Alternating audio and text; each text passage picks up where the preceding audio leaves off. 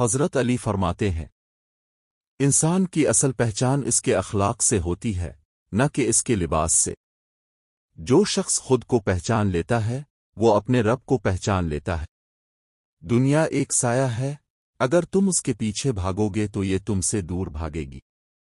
سب سے بڑی دولت عقل ہے اور سب سے بڑی غربت جہالت ہے۔